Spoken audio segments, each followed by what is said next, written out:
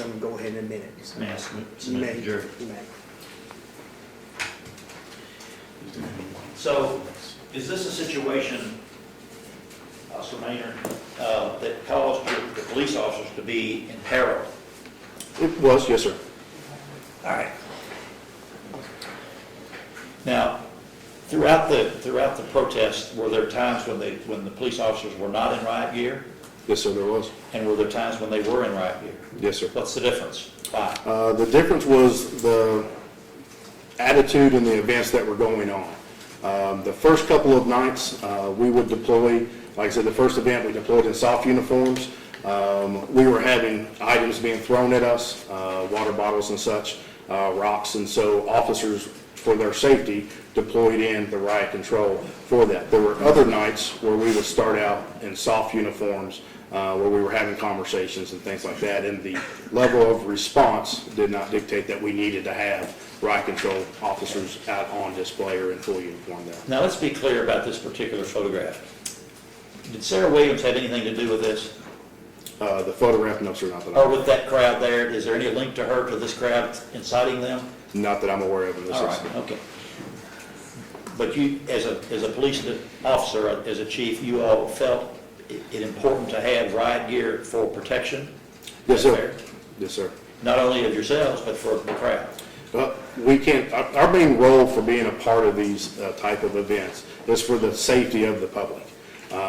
This event nationally and locally was focused on police, so it was unique for us having been caught kind of the target, so to speak. It wasn't two sides protesting against each other where we are then caught in the middle and trying to protect both sides. We're there for the public protection, but also on this one was also for our protection of our officers as well. Okay. Was there occasions in the crowd when the crowd was up against the officers that day and even any other day where people were spitting on the officers? Yes, sir. You were aware of that? Yes, sir. Okay. Well, so they were close face to face, Very close. like we see in this photograph? Very similar to that, if not closer on occasion.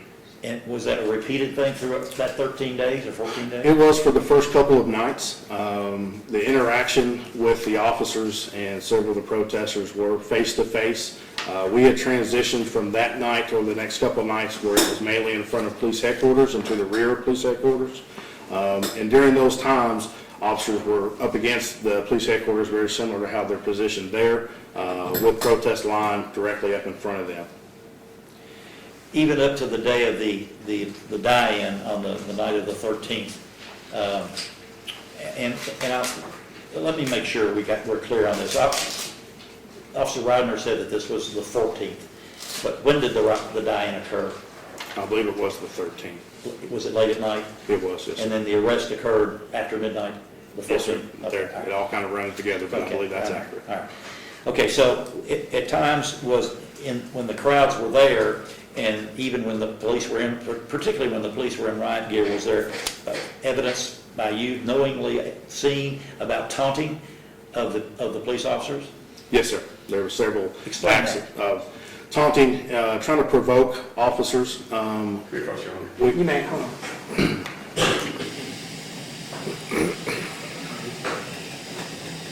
Okay.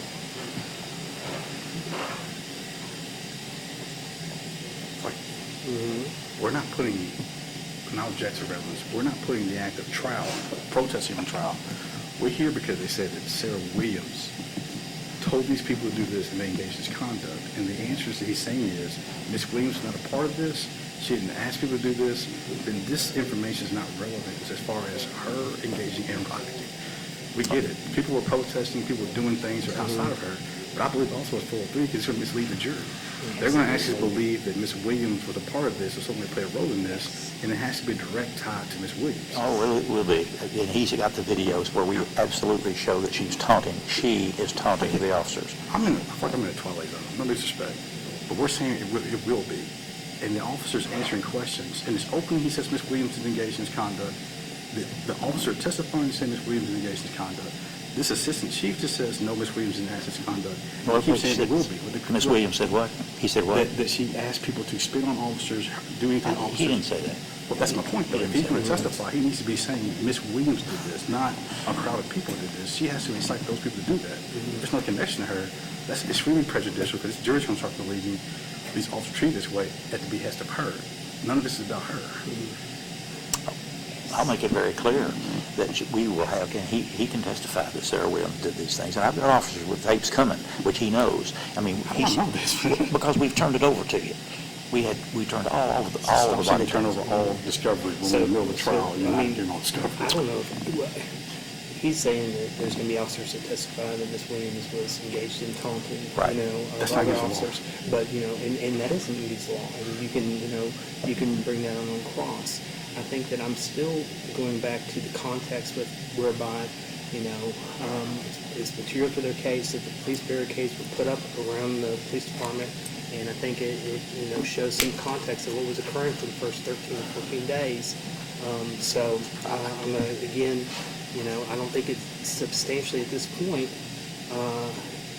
substantially is prejudicial to your client. And I think that you can, clean these issues up on cross, which I know you will. What the point I'm saying, though, Your Honor, we keep saying put this case in its context. You made that ruling per trial, before the trial.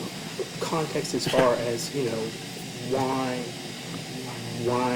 the police enacted what they did. In this material case as to, why they had the barricades up. And I assume that there's going to be some, and you can tell me that part of this, the reason why there's barricades and the police were on one side and another was that they're engaged in this type of behavior. Is that what you're saying? Yes, sir. Okay, I'll put on the record. Yes, sir. This court was concerned about the makeup of the jury. Now we're getting into this policing and why they put a barricade up after the lead investigator who made the charges, arrested Ms. Williams, and gave us accounts of why he charged her. Now we're bringing an assistant chief to say, well, we had riot gear on. Well, that officer had testified that they had riot gear on. Oh, well, we did this because it escalated. The officer had testified that it escalated to them lying down on the sidewalk. There has to be more escalation than just we're learning the case. Their theory of escalation and tumultuous behavior is one, as far as I've heard, is they crossed a police barricade lane down. Is that good enough? I don't know. We're getting to this crowd. That's why we have a novel, and you have chapters in the Again, novel. 4-1, 4-2, 4-3, I'm going to respectfully overrule the objection and allow him to continue. Thank you.